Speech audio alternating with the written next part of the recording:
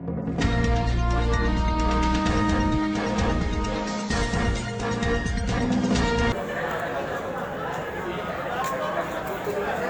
saat ini saya sedang berada di parkiran PTC Mall sebelah barat, di mana saat ini sedang dilakukan vaksinasi massal. Di antaranya ada vaksinasi untuk para lansia. Nah, lokasinya tepat di area PTC Mall Palembang. Dan ini beberapa lansia sudah melakukan antrian sambil menunggu untuk divaksin. Selain vaksinasi untuk lansia, ada juga vaksinasi untuk kelompok rentan ataupun juga pelayanan masyarakat. Nah, salah satunya dari karyawan dari mall.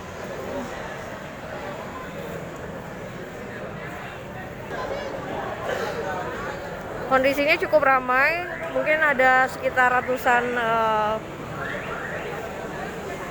masyarakat, baik dari kelompok usia rentan ataupun juga dari lansia yang melakukan vaksinasi hari ini bersama Dinkes Kota Palembang.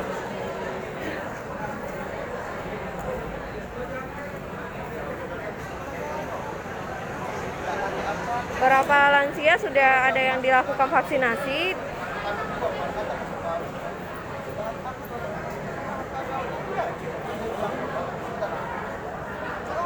Untuk pendaftaran vaksin seperti yang ditanyakan, saat ini dari Dinas Kesehatan sedang dilakukan pendataan. Jadi ada beberapa kelompok usia yang telah disesuaikan, mungkin bisa dilihat di beberapa pemberitaan kami soal fase ataupun juga tahapan usia berapa saja yang akan masuk daftar vaksinasi. Nah, saat ini fokus dari pemerintah Kota Palembang menyelesaikan target vaksinasi para lansia dan juga untuk kelompok rentan, terutama bagi mereka yang berhubungan langsung dengan pelayanan publik ataupun masyarakat.